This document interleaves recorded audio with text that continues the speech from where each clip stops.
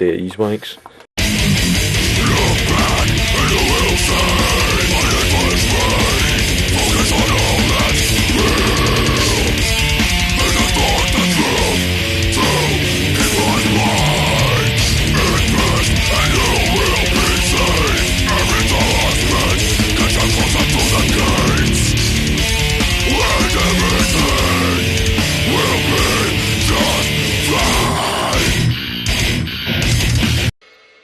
One guitar track though. That would put two in. There's only one guitar track coming through or something kind of cut out. So. Something. The Relapse deal means everything to us at the moment. It's a huge deal for us because obviously being the first British band, you know, to sign to such a prestigious label. Being a bigger label, they can get us out there and they can get us onto tours and stuff like that. Basically just put Man Must Die on the map. We've all listened to Relapse bands, you know, for years and stuff like that. You know, they've always been at the forefront of extreme music and, you know, they took a lot of chances with a lot of bands that maybe bigger labels wouldn't have bothered with. Bands like Mastodon, for example. And obviously through Relapse, keeping at it, persevering with it, and the fact that Mastodon are a great band. But, you know, they're at the heights that they're at just now. Probably 10,000 people that won it, same as Dillinger Escape Plan, they're exactly the same. Relapse is a great thing for the band to get signed to a label like that, but it's not down to the label to make this work, it's down to the band to make it work. I think what Joe's saying about Mastodon and Dillinger and stuff like that, I mean the label did help get them to where they are, but they worked their asses off to get there. They've got the gift of being great bands, you know, gives us the opportunity, and that's hopefully what this deal will be for Man Must Die, is an opportunity to go into bigger things, and we know that we've got to make that happen just as much as Relapse have got to help us get halfway there as well, you know.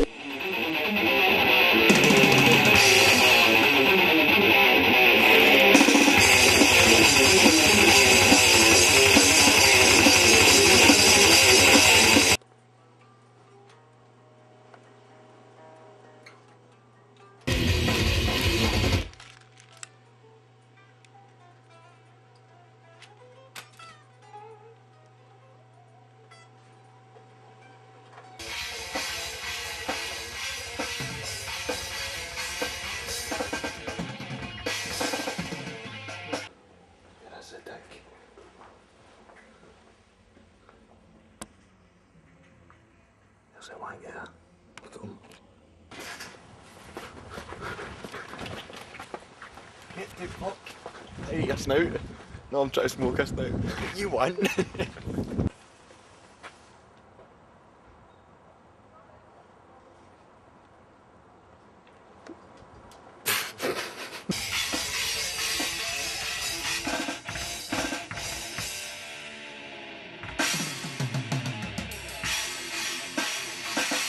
had the luxury of extra time this time around. I mean, the first album, the drum tracks were literally recorded in like, I think it was like 2 days.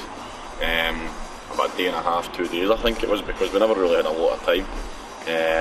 We had, you know, we were on a budget and we were on a time limit as well, you know.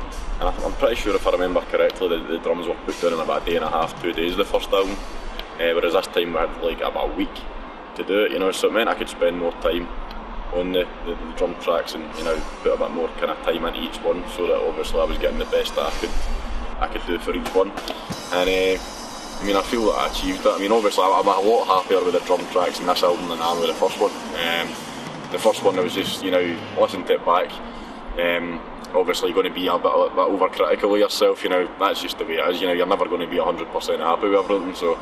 But this time around I was a lot happier because I had more time to record the parts. Obviously I had the luxury of a wee bit extra time, and I was just more confident going in because we had a lot of the, you know, kind of pre-recording, you know, we'd sat into the studio a lot more, practiced the songs a lot more, and you know, just put a lot more kind of time and effort into the songwriting, so I just felt more confident getting in for the actual recording, and you know, that kind of shows through in the album, I think, you know. So.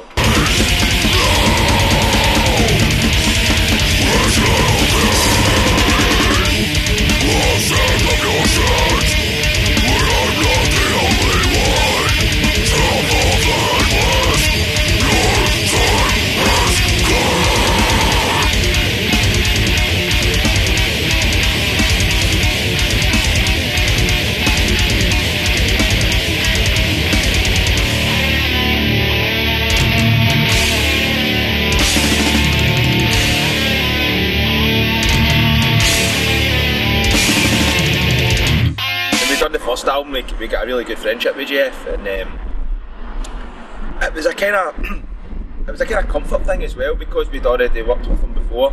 We knew exactly what we were in for. One of the things that we kind of didn't so much fear, but we're kind of a bit edgy about, was that maybe working with someone we didn't get on with, or you know, somebody that would maybe interfere.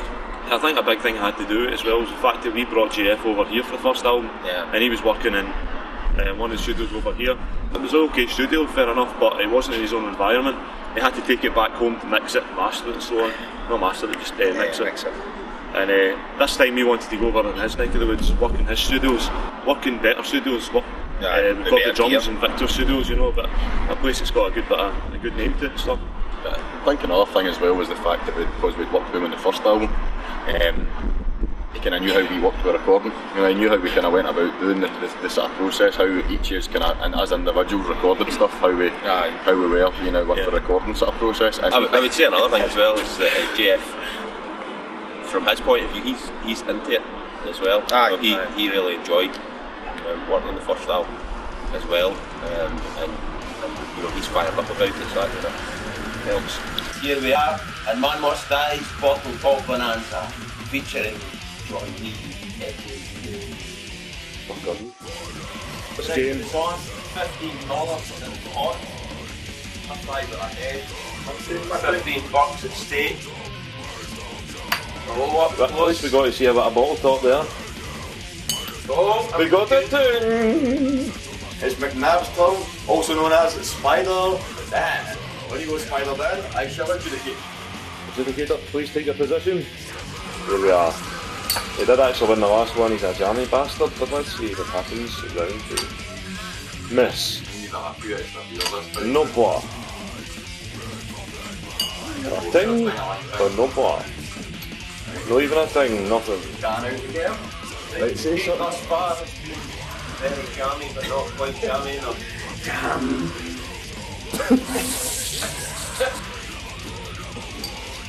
There. Oh, very close. Oh, here.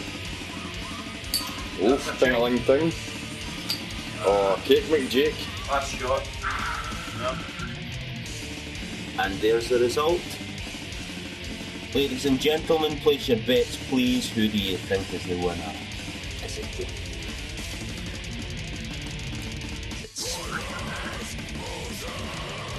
The winner is the Cake. Yeah.